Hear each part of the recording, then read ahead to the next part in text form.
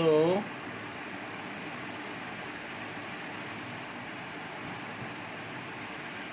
example 14 says draw the graph of a function f which is mapped from R to R, defined as fx is equals to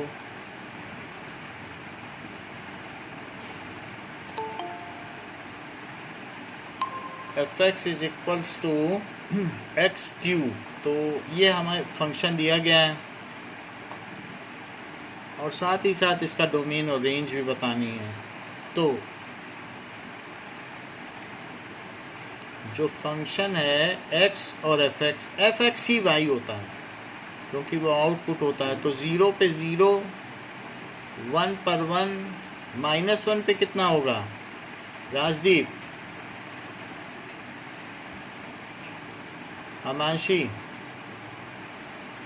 -1, 2 पर 8, -2 पर -8। ठीक है, तो इसका अब हम ग्राफ बनाएंगे। 1 2, इधर थोड़े छोटे छोटे ले लेते हैं। 1 2 3 4 5 6 7 8। 1 2 3 4 5 6 7 8। This is y dash, this is y, this is x, this is x dash। 1 2 3 -1 -2, 1 2 3 4 5 6 7 8 और -1 -2 -3 -4 -5 -6 -7 -8। तो 0 पे 0 रहा और 1 पे कितना हुआ 1 और 2 पर कहाँ चला गया 8। इसी तरीके से यहाँ पर 2 पर 8 चला गया, -1 पे -1 और -2 पे कितना चला गया -8। तो अगर हम इसे मिलाएं ये सारे पॉइंट्स को तो ये यहाँ तक आएगा और ये ऐसे आएगा, फिर ये ऐसे आएगा और फिर ऐसे आएगा। सिर्फ लीनियर ग्राफ उसी का होता है, लीनियर फंक्शंस का, जिसमें सिंगल डिग्री होती है। y is equal to 2x + 3, y is equal to x + 5, y is equal to 5x - 2। लेकिन स्क्वायर हुआ, क्यूब हुआ तो कर्व बनाना, ये न कर देना कि इसको स्केल से मिला देना, जानबूझ के डेलिबरेटली कर्व ही बनाना। तो बुक में ये कर्व बन गया है। तो क्या इसमें x की कुछ भी वैल्यू रखोगी रियल नंबर तो ये मशीन आउटपुट देगी क्या? यानी ये मान लो कुछ भी अगर आपने वैल्यू डाली तो क्या ऐसा होगा कभी मना करेगी कि क्यूब करके दे देगी? दे देगी। तो हमारा डोमेन क्या हुआ?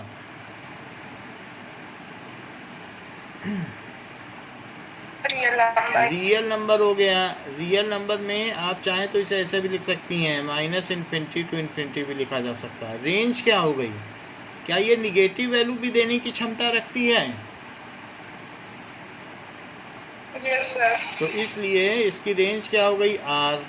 वैसे डोमेन का पता करने के लिए तो डोमेन यही लिखा है, डोमेन और कहीं जाने की जरूरत नहीं। को डोमेन क्या हो गया?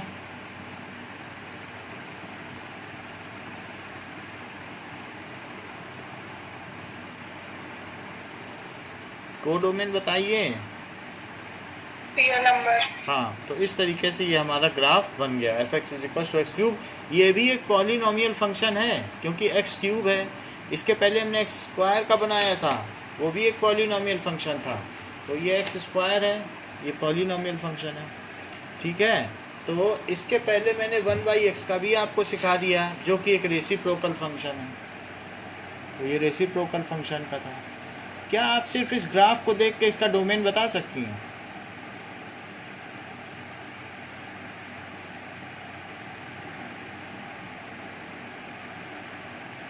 बताओ।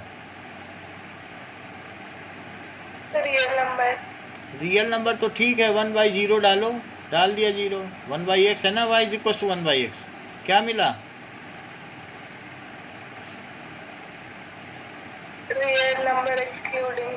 हाँ, कचरा फंस गया कि नहीं? और इसकी रेंज क्या हुई?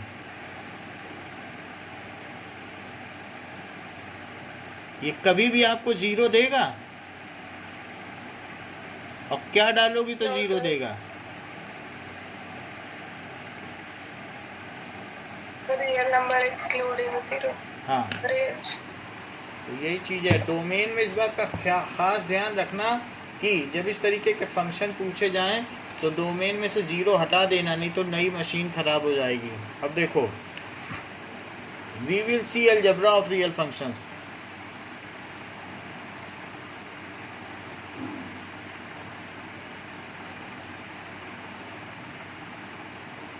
कभी कभी ऐसा भी होता है कि आपने एक मशीन ली और दूसरी मशीन ली, तो वो उन दोनों का प्लस करके देता है। मान लीजिए एक मशीन आपकी ये है और दूसरे में भी, तो वो क्या करेगा कि 2 मशीन आपने ले ली तो दोनों का जो प्रोडक्ट आएगा, एक से आपने, ये F मशीन है, ये G मशीन है, ठीक है, तो एक उसके ऊपर भी एक मशीन लगी है, तो वो जो इन दोनों का प्रोडक्ट आएगा fx और इससे आएगा gx। मान लो आपने x डाला, तो इस मशीन का एक ही इनपुट है, उसमें अगर x डाला जाए तो वो x इसमें भी जाएगा और x इसमें भी जाएगा, तो x और x डाल देने पर fx और gx मिल गया। x डाला है हमने और इन दोनों से क्या मिला, fx gx। और फिर ये मशीन क्या करेगी, एक ये नई मशीन है जो कि f प्लस जी एक्स, वो सिर्फ क्या करती है, fx प्लस जी एक्स, इन दोनों को जोड़ के दे देगी। जो यहाँ से अब आउटपुट मिलेगा वो fx प्लस जी एक्स होगा। ज़रा इस चीज़ को ध्यान दें, इसका मतलब क्या है। मान लीजिए कि हमारे पास 2 फंक्शन हैं और हम उसका सम निकालना चाहते हैं, तो मैंने एक ग्राफ बना लिया ये। तो अगर मैं एक ग्राफ बनाऊं, मान लीजिए fx जो है वो x है, आइडेंटिटी फंक्शन, जो डालो वही दे, उसको कहते हैं आइडेंटिटी फंक्शन, जो डाला वही मिला। तो 1 डालोगे तो क्या मिलेगा बताओ, 1. हाँ, तो 1 पे 1, 2 पे 2, 1 पे 1, 2 पे 2, तो 1 पे 1, 2 पे 2 और 0 पे 0, तो एक फंक्शन ये हो गया। अच्छा, ये क्या फंक्शन हो गया हमारा, तो that is fx is equal to x, या फिर लिख दो y is equal to x, कुछ भी लिख सकते हो, fx ही y है। अच्छा, एक हमने और फंक्शन मान लिया, मान लीजिए fx नहीं, अब gx लो, gx इज इक्वल्स टू, ऐसा है कुछ, एक फंक्शन हमने ले लिया, हम उसको अभी करना नहीं चाहते। मान लो एक हमारा ये ग्राफ बन गया, तो gx की भी कुछ वैल्यू होगी, तो इट इज़ ऐसा लिख सकते हैं कि 1/3x प्लस 1, x 0 रखो तो 1 आ रही है कि नहीं वैल्यू, देखो बोलो, फिर बढ़ती चली जाएगी। तो इस तरीके से मेरे पास gx फंक्शन है, और अब आपसे कोई कह रहा है कि इन दोनों को जोड़ दो, fx और gx को, तो जानते हो क्या होगा, it is point wise summation. Point wise summation का क्या मतलब होता है, इसका मतलब है हर पॉइंट पे इसकी हाइट और इसकी हाइट जोड़ो x पर। x का मतलब है कुछ भी हो सकता है, अब यहाँ x 1/2 है, तो अगर मैं कहूँ कि f प्लस g फंक्शन है, एक इन दोनों का जोड़ है और जिसमें 1/2 डालो, देखो x की वैल्यू हमने हाफ ली है, ये 1 है ये 2 है, तो इसकी हाइट जोड़ लो और किसकी हाइट जोड़ लो, g की, वही होगा, वो कौन सा फंक्शन होगा, दैट विल बी, इन दोनों को जोड़ोगे तो एक नया फंक्शन तैयार होगा, वो कौन सा होगा, f प्लस जी एक्स। यानी इसका मतलब क्या हुआ कि पॉइंट वाइज समेशन करना है, हर पॉइंट पे जोड़ते चले जाओ और जो आए वही उन दोनों का सम है।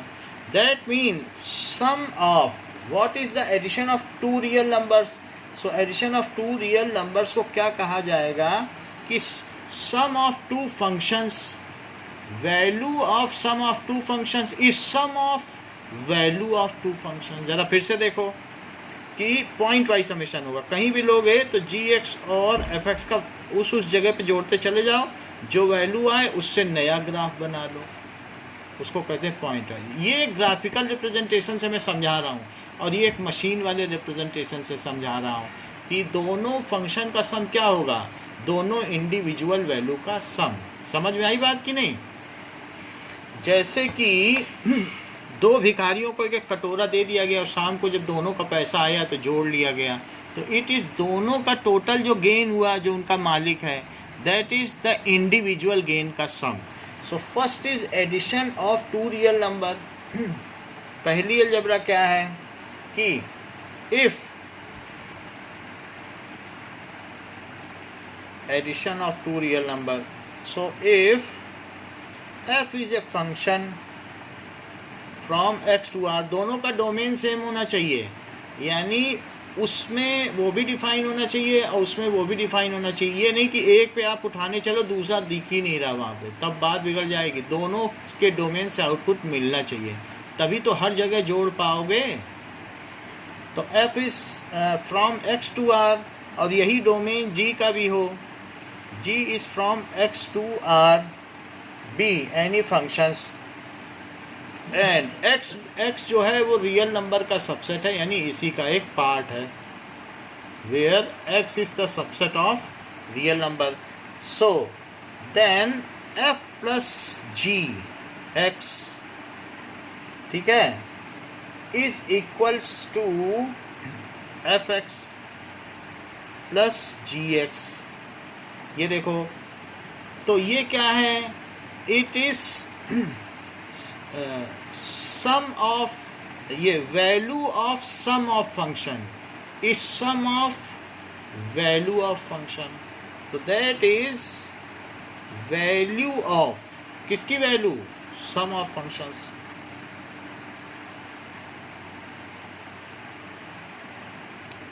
Eight any point of domain, कुछ भी आपने एलिमेंट डाल दिया, eight any point of domain.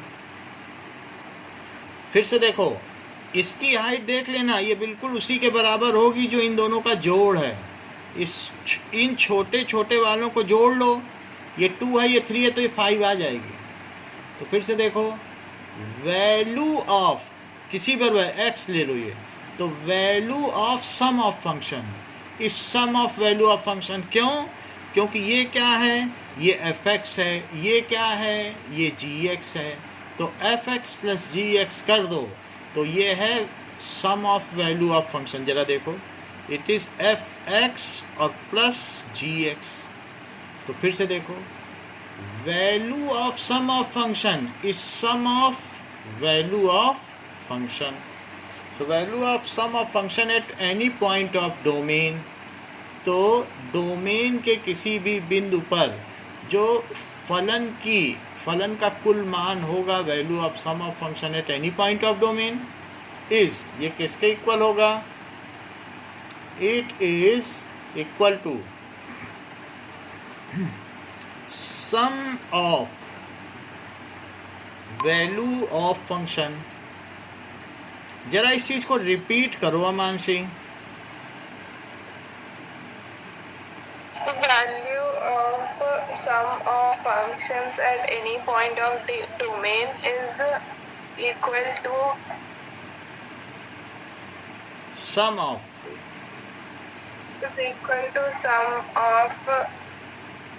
Value of functions.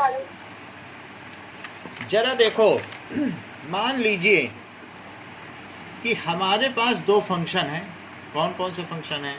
एक f फंक्शन है जो कि r से r डिफाइंड है as f(x) is equals to x cube, अभी थोड़ी देर पहले हमने किया है। और g फंक्शन है, वो भी रियल से रियल डिफाइंड होता है, तो ये f(x) is equals to x square. और कोई आपसे पूछे मुझे तो f प्लस g(x) बता दो, तो आप उससे कहना कुछ ना करो, जो इन दोनों के वैल्यूज़ हैं बस उन्हें जोड़ लो, तो वो जोड़ लेगा अपने आप ही और क्या बता देगा, that is x cube plus x square. बस यही आंसर। बोलो, समझ में आ गई बात?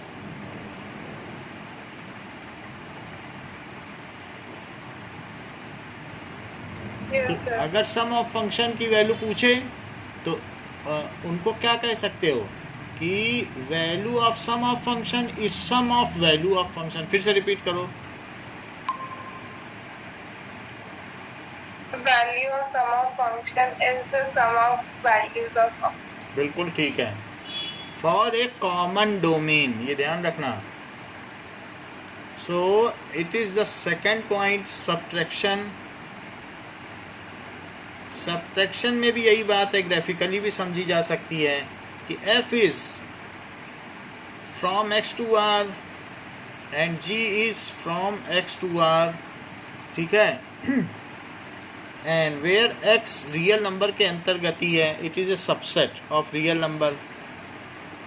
तो value of difference of function is difference of value of function. तो क्या चीज कही गई? Value of difference of function is difference of value of function. जैसे कि अगर मैं आपको कह दूं एक फंक्शन r टू r है, given as f(x) is equals to 2x minus 1 और g इज ए फंक्शन जो कि रियल नंबर से रियल है। अब ये रियल जो है बोल्ड होगा, लेकिन मैं बार बार भूल जाता हूँ, आप ध्यान रखिएगा, क्योंकि ये जितने भी होते हैं ना नेचुरल सेट्स, वो सभी बोल्ड होते हैं। आर तो रिलेशन होता है, इसलिए उसे बोल्ड नहीं करते हैं। तो अब दो अलग अलग सिंबल हो गए, रिलेशन के लिए भी यही है, रियल नंबर के लिए भी। ये देखो, तो अब देखो, तो मैं इसको given as gx is equal to x square, तो क्या आप मुझे बता सकती हैं कि f माइनस जी एक्स क्या होगा? पहले तो फार्मूला बताओ। दोनों में ब्रैकेट लगेगा, ध्यान देना, ये नहीं कि यहाँ लगा दो यहाँ ना लगाओ। बोलो। fx माइनस जी fx माइनस जी एक्स की क्या क्या वैल्यू डाली जाए? 2x minus 1 minus x square. बस बढ़िया, इसी तरीके से आप कर लेना। अब तीसरी चीज है multiplication by scalar. So it was subtraction of two function, subtraction of two function. और उसके पहले क्या था? Addition of two function. तो उसका नियम बताया, एडिशन ऑफ टू फंक्शंस, जहाँ पर जो x था वो रियल नंबर का ही सबसेट था, वो भी एक रियल नंबर ही था। इस तरीके से। अब देखो, अगर मान लीजिए मैं किसी फंक्शन में 2 से मल्टीप्लाई करूं तो क्या होगा? ये देखो, हमारे पास एक ऐसा फंक्शन है, ये जा रहा है, तो इसमें हर एक पॉइंट पर इसकी वैल्यू देख लो, 1 पे कितना है, 2 पे कितना है, 3 पे कितना है, और उसका डबल करते चले जाओ। इसका यहाँ डबल उठा दो, इसका यहाँ डबल उठा दो, इसका यहाँ डबल उठा दो, तो ये जो फंक्शन बनेगा वो उसका डबल होगा। यानी कि जस्ट अगर मैं कहूँ कि किसी फंक्शन का मुझे डबल बताओ, व्हाट आई मीन टू से, ये मेरा f(x) है, इट इज़ सम फंक्शन, मान लीजिए इट इज़ x/2 + 1 है, ये फंक्शन है।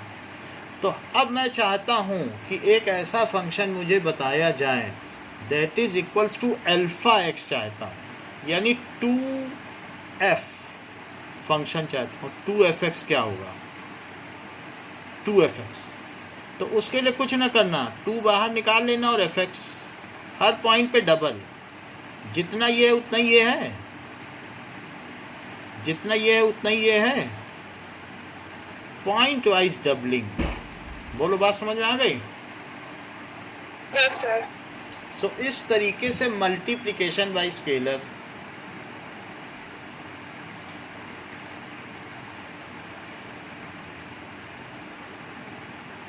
सो let f is a function from x to r, r को बोल्ड किया, x को जरूरत नहीं है, be a real valued function, be a real value, value real दे, रियल फंक्शन की भी बात नहीं कह रहा आप कुछ भी डालो, वैल्यू रियल होनी चाहिए, be a real valued function. दो तरीके के फंक्शन होते हैं, एक रियल फंक्शन और एक रियल वैल्यूड फंक्शन।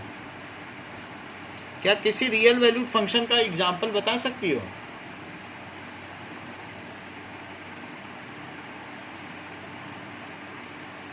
बताओ।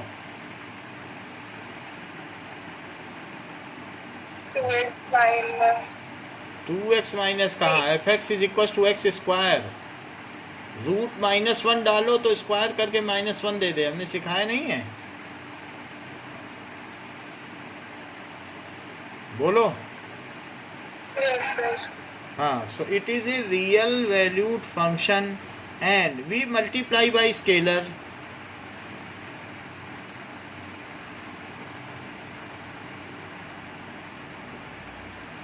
तो ऐसे केस में alpha f x is equal to, अगर मैं स्केलर अल्फा से करता हूँ जो कि अल्फा भी एक रियल नंबर है, which also belongs to R, एक ऐसा स्केलर जो कि रियल नंबर हो, तो it is equal to alpha times of F X. मेरा कहने का मतलब है कि if F x is equals to 2x + 1, find 2f(x), तो कैसे पता करें?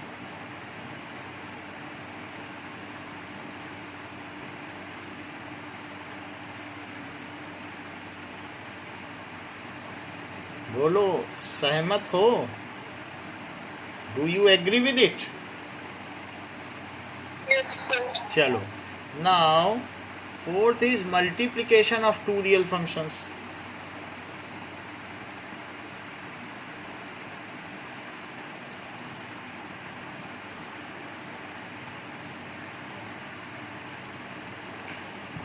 ऐसे ही पॉइंट वाइज जो डोमेन हो उनमें वैल्यू का मल्टीप्लाई हो जाएगा, उससे जो वैल्यू आए वही लिखी जाएगी। तो f is a function from x to r and g is a function from x to r, जहाँ पर r भी एक रियल नंबर ही है, belong, it is subset of r। Then अगर हमें देन एफ जी निकालना है, और वो भी कैसा हो, फ्रॉम x टू r, ये सभी में रहेगा। वही एफ जी भी तो उसी डोमेन में ही निकालोगी। सो डिफाइंड एज, मल्टीप्लाई किया जाएगा तो वो भी एक फंक्शन ही होगा, स्केलर से मल्टीप्लाई किया तो भी फंक्शन होगा, एडिशन किया तो भी नया फंक्शन, सब्ट्रैक्शन किया तो भी नया फंक्शन। फंक्शन को ऐड करने से फंक्शन आता है। दो मशीनों को एक साथ जोड़ देने से, कपलिंग कर देने से एक नई मशीन बन जाती है। आटा गूंथने वाली और रोटी सेकने वाली को मिला दो तो गूंथ भी देगी, सेक भी देगी। सो डिफाइंड एज, अब देखो, that is equals to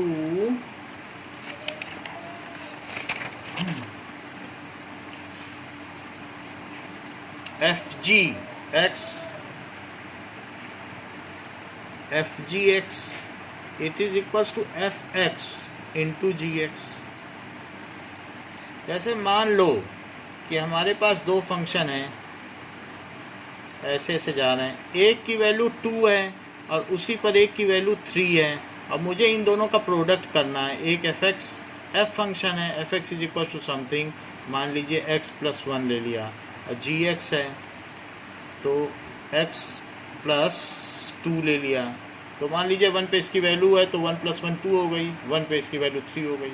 तो अब इनका प्रोडक्ट हम चाहते हैं, तो 2 × 3 करो, कितना आएगा? तो 6 तक ये जाएगा।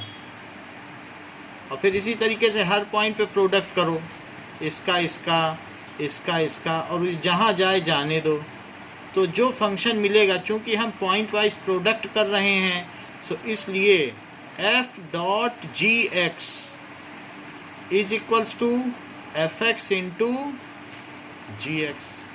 सो that is value of product of function, इसको इस सेंटेंस को पूरा करो.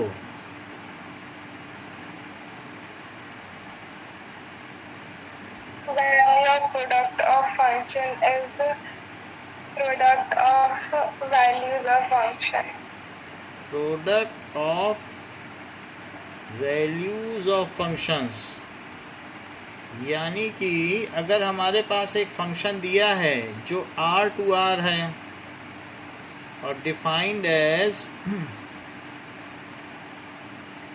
f(x) is equals to 2x + 1 और एक g भी फंक्शन दिया है, वो भी उसी डोमेन में है,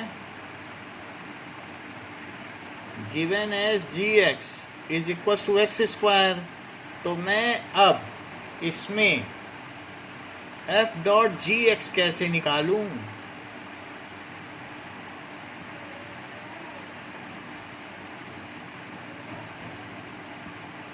बोलो, बात समझ में आ गई? Yes, sir. चलो, now quotient of two real functions. अब डिवीजन, कोशेंट, उसमें डिवाइड कर देना ग्राफ में हर एक पॉइंट को. Two real functions,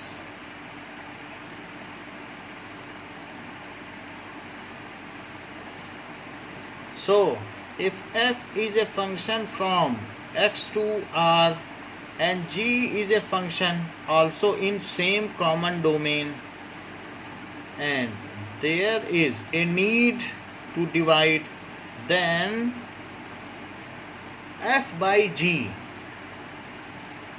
which is also in the same common domain, defined as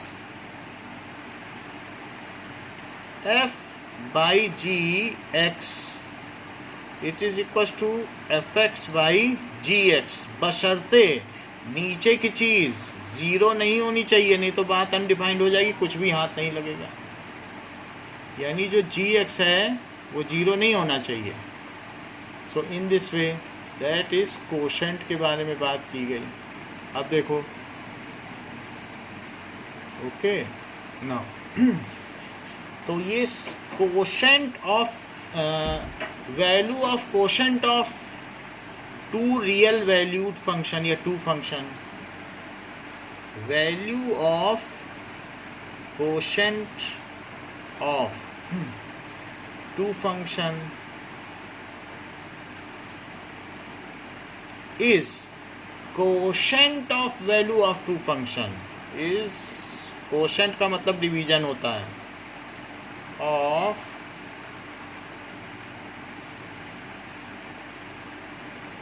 functions. ठीक है, for all those values which makes where gx is not equal to 0 और x ऐसे होने चाहिए जिसमें जो gx को 0 ना बना सके. एग्जाम्पल 16 देखिए क्या कहता है. Let f(x) is equals to x². ये रियल फंक्शन है, रियल वैल्यू भी लेगा, रियल वैल्यू देगा भी, और gx ये भी रियल फंक्शन है, लेगा भी रियल, देगा भी रियल. तो आपसे सारी चीज़ें पूछी जा रही हैं, तो सलूशन बताओ.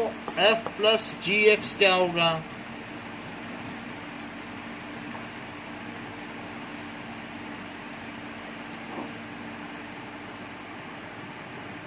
बोलो, बात सही है? Yes, sir. और f माइनस gx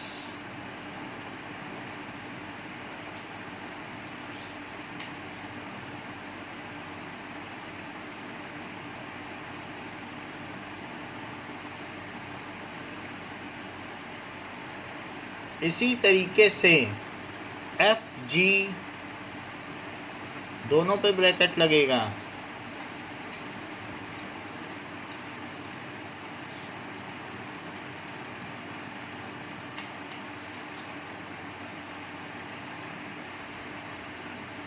ठीक,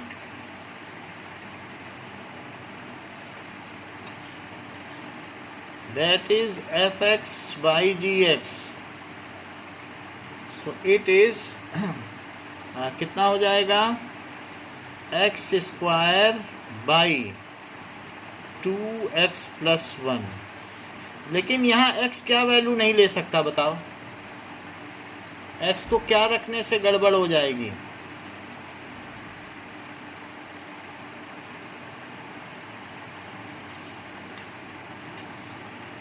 -½ रख के देख लो, पता चल जाएगा कि 2x plus 1 should not be equal to 0। तो 2x, यानी कि ये बात यहाँ दिखानी पड़ेगी, नहीं तो मार्क्स कट जाएंगे। तो अब 2x should not be equal to -1, x should not be equals to -1/2। तो यहाँ दिखाना पड़ेगा कि f/g is a function for all real number other than -½ to real number given as f/g x is equals to x square by 2x plus 1। बोलो समझ में आ गई बात, फिर लिख दो उसकी वैल्यू। ये लिखना जरूरी है, ये नहीं लिखोगी तो नंबर कटेंगे, उसको हटा देना है, नहीं तो मशीन में कचड़ा फंस जाएगा। Example 17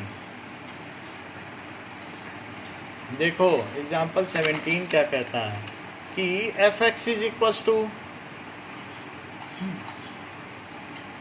it is equals to √x और gx is equals to x। तो आंसर बताइए f प्लस gx क्या होगा,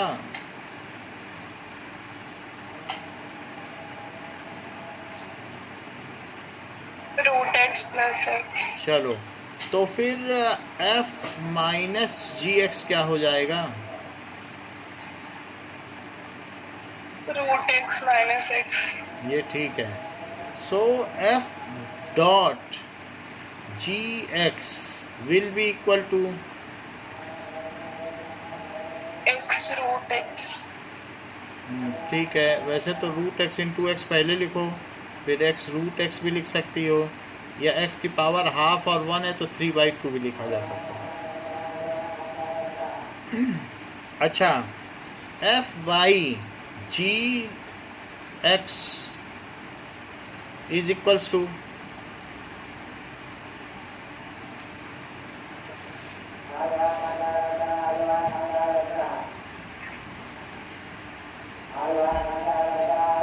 ओके, ये फंक्शन किस पर डिफाइंड नहीं है, तो ये इतना लिख देने से चल जाएगा, पूरा डोमेन लिखने की जरूरत नहीं, इतना भी लिख दो तो ये ठीक है कि x should not be equal to 0। It is valid for all real values other than 0। Exercise पे आ जाइए 2.3।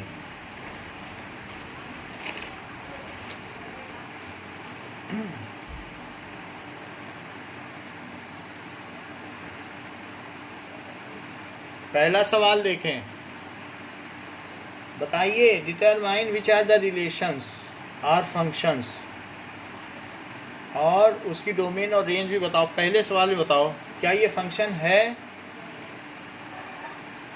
Yes sir. So it is function as different pre images have their unique image. भले ही वो सिंगल ही क्यों ना हो, सब वन पे मैप क्यों ना हो रहे हो, लेकिन सबकी एक एक तो इमेज है। As different pre images, different ना लिख करके ऑल भी होनी चाहिए, छूटना नहीं चाहिए डोमेन का, तो डिफरेंट भी लिख सकती हो, बेटर है ऑल लिख दो। Pre images have their unique images.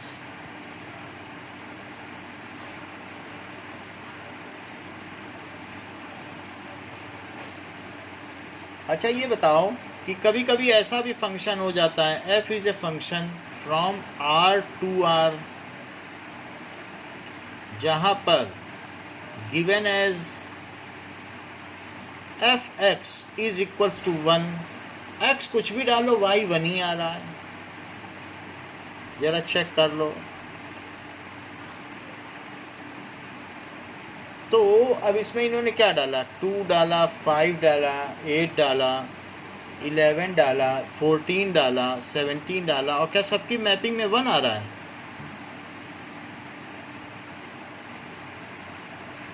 तो ये एक तरीके का, आपने कभी कांस्टेंट पॉलिनोमियल पढ़ा है कि y इज इक्वल टू 1, ये कांस्टेंट पॉलिनोमियल होता है, या px इज इक्वल टू 1, ऐसा पढ़ा है? px इज इक्वल टू 7, एक जीरो पॉलिनोमियल होता है, कांस्टेंट पॉलिनोमियल होता है कि नहीं? बताओ। नहीं पढ़ा? अच्छा, px इज इक्वल टू 0 कौन सा पॉलिनोमियल है? 9th में भी पढ़ा है, 10th। ये कौन सा है? क्योंकि इसमें x की पावर 0 आई तो एक कांस्टेंट पॉलिनोमियल है, और px is equal to 2x plus 1, ये कौन सा पॉलिनोमियल है? लीनियर। और px is equal to x square plus 2, ये कौन सा है? क्वाड्रेटिक। फिर क्यूब में है तो क्यूबिक होगा, और 4 पावर है तो बाई क्वाड्रेटिक। तो zero polynomial, constant polynomial, linear polynomial, quadratic polynomial, cubic polynomial, by quadratic, सभी तो पढ़े हैं।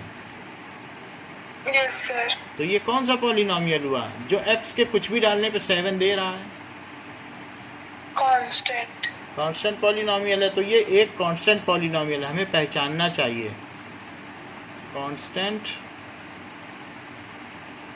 कांस्टेंट पॉलिनोमियल की क्या डिग्री होती है? 0। सही है। तो ये हमारा यूनिक है, ये एक ऐसा फंक्शन है, तो इसलिए यूनिक फंक्शन है। अगर आपसे कोई कह दे कि कांस्टेंट पॉलिनोमियल का ग्राफ बनाओ, तो बनाया जा सकता है। जरा देखो, 2 पर 1, तो 1 2 2 पर भी 1 है, 3 4 5 5 पर भी 1 है, तो 2 1 5 1। अब बहुत ज़्यादा तो हम आगे नहीं बना सकते, 8 पे भी 1 है, लेकिन ये लाइन ऐसे जाएगी। That is equals to fx is equals to 1, और नहीं तो y इज इक्वल्स टू 1। बोलो, बात समझ में आ गई? चलो, इसकी रेंज क्या होगी? 1। हाँ, और डोमेन तो जो दिया है वही बोलना पड़ेगा। 2 5 8 11, क्योंकि उसने हमें कुछ ही दिए, हमें वही लिखने पड़ेंगे।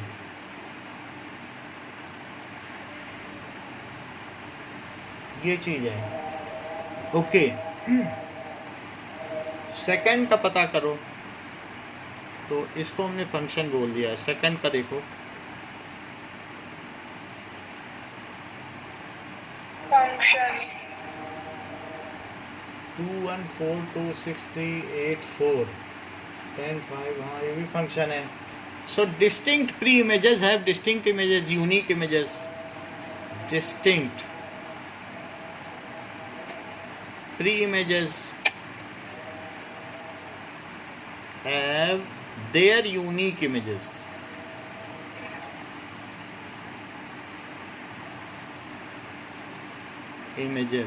So it is function. अच्छा, कभी कभी क्या होता है, बहुत सारे की एक ही इमेज बनती है, उसको कहते हैं मैनी वन फंक्शन। मैनी से जो एक को मिला दे उसे क्या कहेंगे? और अगर एक से एक को मिलाए तब उसे क्या कहेंगे? 1 1 फंक्शन। समझ में आई? चलो, अब इसका सेकंड वाले का मुझे डोमेन और रेंज बताओ।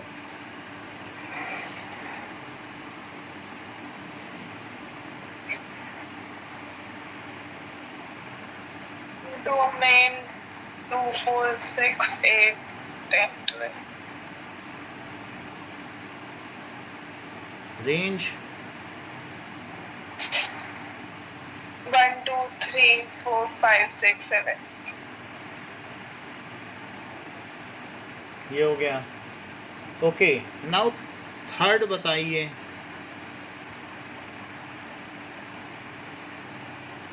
Not a function. क्यों फंक्शन नहीं है? रीजन भी बताइए।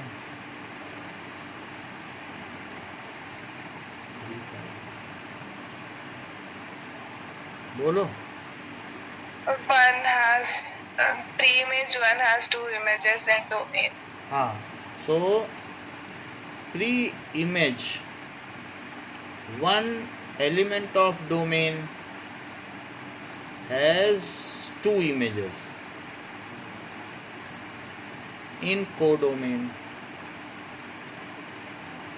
तो अगर कुछ आपने डो डाल दिया वो कह देगा बोलो कभी पूड़ी दे दे तो पूड़ी खा लेंगे, पराठा दे देगा तो पराठा, तो ऐसे मशीन चलेगी बाजार में? सो No, sir. This relation is not a function. Function का मतलब फलन, जो हमें फल दे, यानी मशीन. अब देखो इसकी डोमेन रेंज की कोई बात नहीं है. जब नहीं है वो चीज़ तो डोमेन और रेंज, डोमेन और रेंज तो वैसे उसके भी होते हैं, रिलेशंस के भी. तो क्या वो रिलेशन के टर्म्स में हमसे पूछ रहा है डोमेन रेंज? इसका आंसर पीछे देखना पड़ेगा. तो कि सिर्फ फंक्शन का ही पूछ रहा है. तो 3.3 का मैं पीछे देख लेता हूँ, तब मैं आपको बता दूंगा. तो दैट इज़ थर्ड में नो ही दिया है, कुछ डोमेन रेंज नहीं बताया, तो इसलिए हम भी नहीं बताएंगे. वैसे रिलेशन की भी डोमेन रेंज होती है, लेकिन जब वही नहीं बता रहा है तो हम भी नहीं बताएंगे. आगे देखो सेकंड क्वेश्चन लास्ट में करेंगे. थर्ड करो. थर्ड क्या है? A function f is defined as f x is equal to क्या है? 2x minus 5. तो अब मुझे इसमें f0 की वैल्यू बताओ. -5. ठीक है. और इसी तरीके से f7 की भी वैल्यू बताई जा सकती है. 2 × 7 - 5 that is 14 - 5 that is equal to 9. और इसी तरीके से f ऑफ -3 की वैल्यू बताई जा सकती है. -3 की कितनी होगी? -11. -6 - 5 that is equal to -11. Now fourth question में आ जाइए. फोर्थ क्वेश्चन में कहता है कि the function t which maps temperature in degree Celsius. तो हमारे पास डिग्री सेल्सियस का एक स्केल है. Temperature in degree Celsius is 9C. Fahrenheit, TC का मतलब फ़ारेनहाइट कह रहा है. 9C/5 + 32 where TC is Fahrenheit.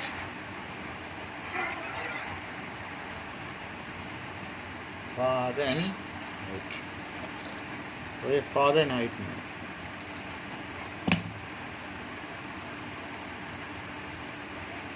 अब देखो आपसे कह रहा है कि T0 पता करो. तो डिग्री ये फंक्शन है T के टर्म्स में, तो ये एक तरीके का डिग्री फ़ारेनहाइट देगा. तो वैल्यू डालो C की यहाँ पे, तो फ़ारेनहाइट मिल जाएगा. तो T0 निकालो. 9 × 0/5 + 32. So it is equal to 32 आ जाएगा. 32 डिग्री फ़ारेनहाइट आ जाएगा. ठीक है. T28 निकालिए.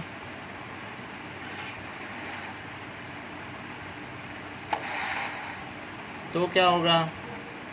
25 5.6 आ जाएगा और plus 32. So this is how much? 45. Now it is 7 8 9 2 11 81.4. ये सब डिग्री फ़ारेनहाइट में आ जाएंगे. T-10 -10 डाल दो. तो 9 × -10 / 5 + 32. तो क्या हो जाएगा? -2. सो -18 + 32 बताइए कितना आ जाएगा? 20. तो 14 आ जाएगा. The value of C when TC is 212. तो 212 डिग्री फ़ारेनहाइट क्या होता है? क्या आप इससे फेमिलियर हैं? बताइए. केमिस्ट्री में भी आपको बताया गया है. Do you know this? क्या ये वाटर का बॉइलिंग पॉइंट है? 32 डिग्री सेल्सियस उसका मेल्टिंग पॉइंट है और 212 बॉइलिंग पॉइंट है 180 जोड़ने पर। बताइए। Yes, sir. तो फिर बताने में देर क्यों लगती है? It is equals to 9c/5. So 180 into 5/9 it is equals to c. तो ये 20 हुआ और 25 जो कितना होता है 100। तो 100 डिग्री सेल्सियस ही 212 डिग्री फ़ारेनहाइट होता है। नाउ इतनी बात तो हो गई कि हमने पता कर लिया। नाउ 5th क्वेश्चन करो। तो 5th क्वेश्चन क्या कह रहा है कि fx दिया है, सबकी रेंज निकालनी है। fx is equal to 2 - 3x, जहाँ पर x रियल नंबर है और x ग्रेटर दैन 0 है। x ग्रेटर दैन 0 है और x belongs to real number. तो x क्या होगा बताओ? 0 से बड़ा और इन्फिनिटी से छोटा, क्योंकि पॉजिटिव दे रहा है ना वो। बताइए। Yes, sir. अच्छा, अब इसको ऐसे जनरेट करो कि ये आ जाए। तो इसी को इसी में किसी से मल्टीप्लाई करो, किसी से डिवाइड करो, इसको ये बना दो। तो बताओ अगर मैं 3 से मल्टीप्लाई कर दूं तो क्या होगा? सो मल्टीप्लाई विथ 3, तो 0 3x इन्फिनिटी, क्योंकि यहाँ कोई फ़र्क नहीं पड़ेगा 0 में करो चाहे इन्फिनिटी में। 3 गुना इन्फिनिटी का क्या होता है? कुछ फ़र्क पड़ता है क्या? No, sir. अच्छा, अब आगे देखिए कि मान लीजिए 0 से 5 बड़ा है और अब मैं निगेटिव से मल्टीप्लाई कर दूं तो क्या होगा बताओ? पूरे में 0 तो 0 ही रहा, ये -5 हो गया, ये माइनस इन्फिनिटी हो गया, -1 से किया है। तो अब बताओ कि क्या चीज़ इसमें सबसे बड़ी और क्या सबसे छोटी? 0 क्या बड़ा है? है और माइनस इन्फिनिटी छोटा है। तो निगेटिव से मल्टीप्लाई करने से क्या ये जो इनइक्वालिटीज़ हैं वो पलट गई हैं? Yes, sir. तो मैं इस पर निगेटिव से मल्टीप्लाई कर रहा हूँ, देख लीजिए आप।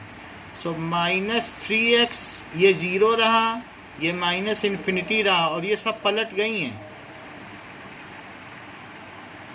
पलट गई कि नहीं?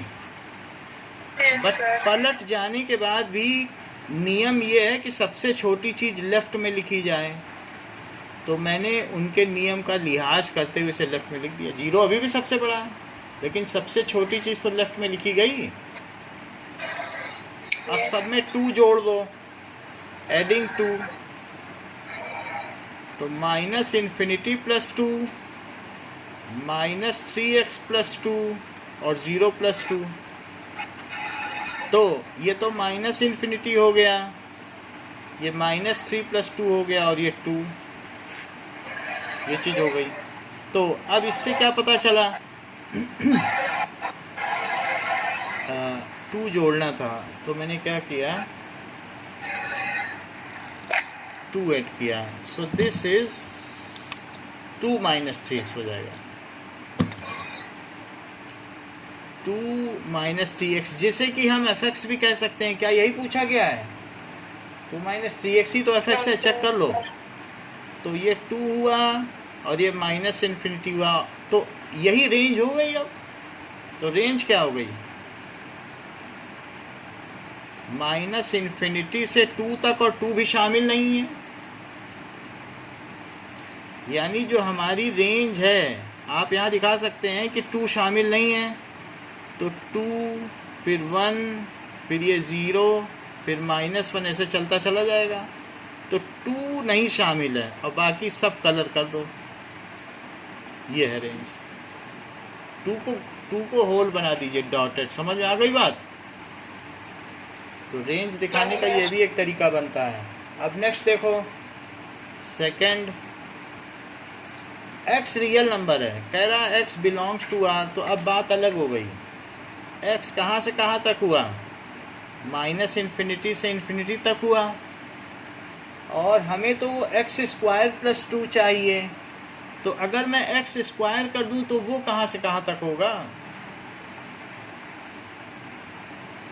अगर मान लीजिए किसी नंबर का स्क्वायर कर दिया जाए तो अब वो कहाँ से कहाँ तक लिमिटेड हो जाएगा, कोई भी रियल नंबर का?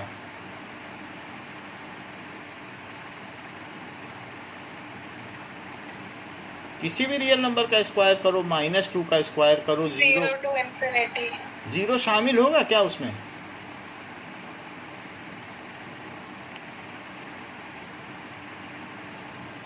बोलो। Yes, sir. क्योंकि जीरो भी तो रियल नंबर है, उसका भी स्क्वायर होगा, तो जीरो इंक्लूडेड है। अब इसमें 2 जोड़ दिया जाए,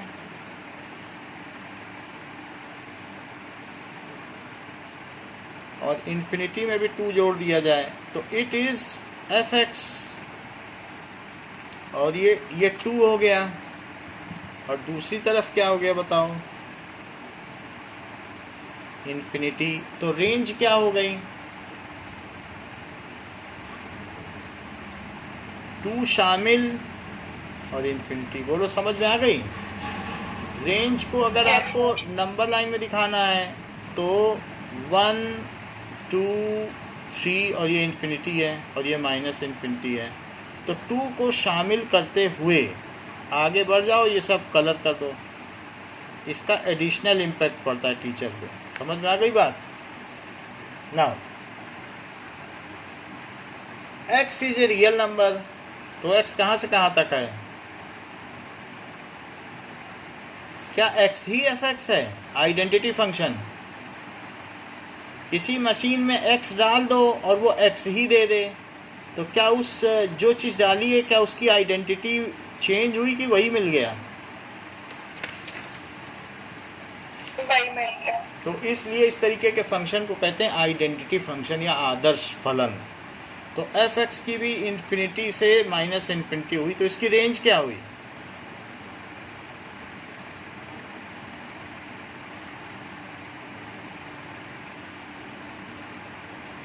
बता। -infinity to infinity. या फिर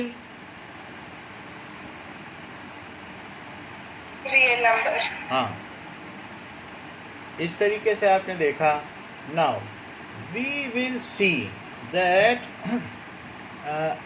fx is equal to minus mod x है। सेकंड क्वेश्चन पे आ जाओ। तो सेकंड क्वेश्चन में क्या दिया है? फर्स्ट, ये रियल फंक्शंस हैं, as it is real function,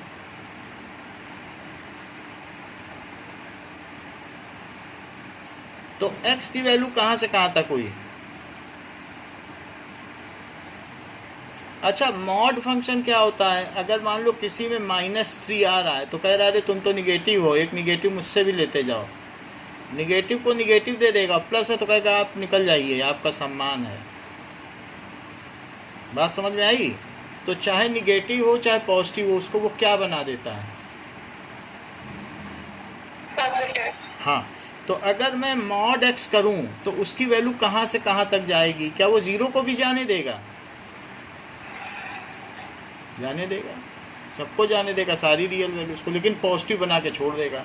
तो बताओ मॉड x कहाँ से कहाँ तक है? 0 to infinity.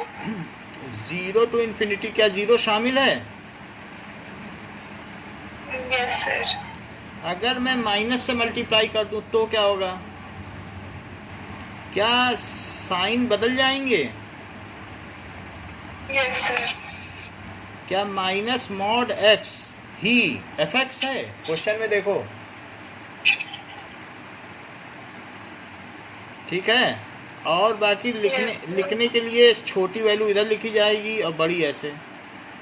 0 सबसे बड़ा है, माइनस इन्फिनिटी सबसे छोटा है, तो मैंने लिख दिया है वही चीज़, बस इसको ज़रा पलट के लिख दिया जिससे दिखने में छोटी चीज़ लेफ्ट में लिखी जाती है ना। नंबर लाइन में भी तो यही होता है, -4 इधर और -3 इधर, ये तो नियम ही है, तो हमने छोटी इधर लिखी। तो बताओ रेंज क्या हुई?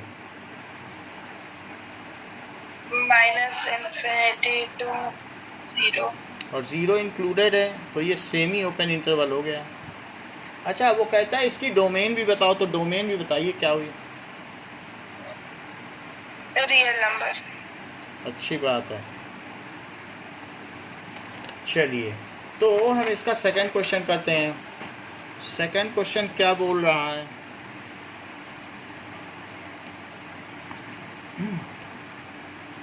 कि fx is equals to √9 minus x square. तो हमें तो ये मालूम है कि x रियल नंबर है, क्योंकि रियल फंक्शन है, as it is real function, तो डालना भी रियल है और जो मिलेगा वो भी रियल होगा। बोलो बात सही? तो इसका मतलब क्या है? जो मुझे प्रोडक्ट मिलेगा वो भी रियल होगा, तभी तो रियल फंक्शन कहा गया। तो इस रूट के अंदर से जो वैल्यू आनी चाहिए वो कितनी आनी चाहिए? क्या वो पॉजिटिव आनी चाहिए? तभी ये रियल होगा। जीरो भी चलेगी, ये निगेटिव नहीं होना चाहिए। निगेटिव होने पर फिर अगर मान लो fx है और आप x की जगह गलती से 4 डाल दें, बात सारी बिगड़ जाएगी। डाल के देख लो, रियल मिलेगी क्या? डाल के देख लीजिए, 4 मिलेगा ही नहीं आपको, -7। तो इसलिए आप x को -3 से 3 तक डाल सकती हैं, इससे ज़्यादा नहीं डाल सकती हैं। उससे ज़्यादा में बात बिगड़ जाएगी। 3 से उधर गई तो भी सही नहीं होगा। 0 1 2 3 और -1 -2 -3, सिर्फ आपको अधिकार है यहाँ से यहाँ तक डालने का। इसके ऊपर ना निगेटिव में जा सकती हूँ ना पॉजिटिव में, -4 भी नहीं डाल सकती। अगर डाल दिया तो बात बिगड़ जाएगी। बोलो। तो इसलिए किसी भी स्क्वायर रूट के अंदर नॉन निगेटिव वैल्यू होगी तभी वो वैल्यू पॉजिटिव आएगी, वो वैल्यू रियल आएगी। तो अब जरा देखो, तो एक्स स्क्वायर को वहाँ ले लो। एक्स स्क्वायर 9 से छोटा होना चाहिए। किसी का स्क्वायर क्या होना चाहिए? 9 से छोटा। तो एक्स कहाँ से कहाँ तक होना चाहिए? यहाँ से देख के बताओ। 9 से छोटा स्क्वायर पाना चाहती हो तो ना निगेटिव में -3 के इधर जा सकती हो ना पॉजिटिव में। ऊपर गई तो स्क्वायर 3 से बड़ा हो जाएगा ना, स्क्वायर 9 से बड़ा हो जाएगा। बाकी अंदर अंदर कुछ भी डालो, -2 2 1 1 0, यह सब कुछ भी डाल सकते हो। बोलो ठीक। तो -3 से इसे कहाँ तक होना चाहिए? 3 तक। अच्छा, x का रिस्ट्रिक्शन हो गया, यानी हमारा x कहाँ से कहाँ तक हो गया? It should belongs to -3 to 3। ये होना चाहिए कि नहीं? लेकिन अभी हम इसे पेंडिंग में रखते हैं, क्योंकि चलो इतना होना चाहिए। अब हम और आगे की बात करें। इतना तो हमें पता चल गया ये होना चाहिए, हमारी फर्स्ट इक्वेशन। अब fx को लिखो y। y क्या है? √9 माइनस एक्स स्क्वायर। स्क्वायर करो तो 9 माइनस एक्स स्क्वायर हुआ। x को उधर ले जाओ और 9 माइनस वाई स्क्वायर। बोलो बात सही है? अब हमने x को y के टर्म्स में एक्सप्रेस कर दिया और स्क्वायर रूट ले लो। स्क्वायर रूट लेने पे प्लस माइनस का साइन भी आ जाएगा। यहाँ तक ठीक? लेकिन उसने कहा है but x is real. x भी तो रियल है, तो x कब रियल होगा? जबकि इसके अंदर की चीज क्या हो? पॉजिटिव हो या जीरो हो, नहीं तो x ही नहीं रियल आएगा। y जरूरी नहीं है कि y अपनी मर्जी से कोई भी वैल्यू ले ले। x को भी तो x के रियलिटी का भी तो लिहाज रखना है। यहाँ तक ठीक है?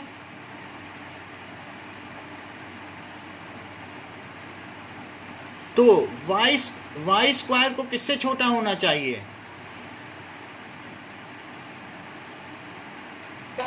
9 से। तो y को कहाँ से कहाँ तक होना चाहिए? किसी के स्क्वायर को 9 से छोटा होना चाहिए, तो वो y को कहाँ से कहाँ तक होना चाहिए?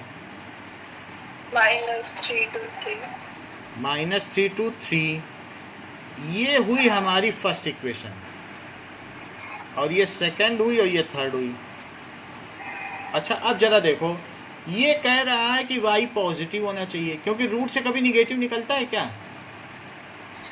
No, sir. हाँ, सो फ्रॉम फर्स्ट इक्वेशन इसमें ज़्यादा से ज़्यादा आप क्या कर सकती हो, यहाँ पर आपकी 0 वैल्यू आ सकती है और 3 आ सकती है, 0 से 3 आ सकती है, इसके बाहर कुछ आ सकती है क्या? तो फ्रॉम फर्स्ट इक्वेशन जरा देखिए, बट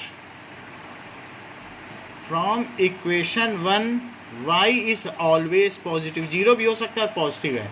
तो अब हमारी दो अलग अलग इसमें y की वैल्यू आई, कौन कौन सी आई? एक कह रहा है कि y -3 से 3 तक होना चाहिए, तो -3 से 3 तक मैंने पूरा कलर कर लिया। और दूसरा कह रहा है नहीं, y तो 0 से बड़ा होना चाहिए और 0 शामिल होना चाहिए। तो बताओ इन दोनों में कॉमन रीजन क्या हुआ?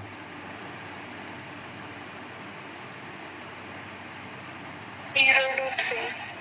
और 3 शामिल है और 0 भी शामिल है, तो कॉमन रीजन क्या हो गया?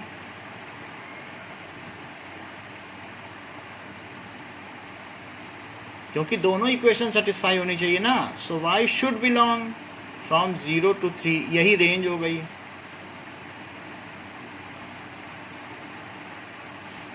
बोलो ये बात समझ में आ गई? अच्छा, x के लिए कोई कंस्ट्रेंट नहीं है, x जो है प्लस माइनस के तौर पर भी आ सकता है, तो इसलिए x की कोई बात नहीं है, यही डोमेन हो गया। यहाँ तक है, आप डालते रहो x, कोई दिक्कत है? तो डोमेन कहाँ से कहाँ तक है? जो x आप डाल सकते हो वो डोमेन है। तो डोमेन क्या हुआ? -3 to 3. हाँ, -3 to 3। ठीक है, इस सवाल को एक बार देख लेना, इसका आंसर भी मिला लेते हैं। 2.3 का सेकंड, सो 2.3 का सेकंड, ये सही हो गया आंसर। तो आज की क्लास के लिए इतना ही रखते हैं, इसके आगे इसका मिसलिनियस हम नेक्स्ट क्लास में देखेंगे। Thank you.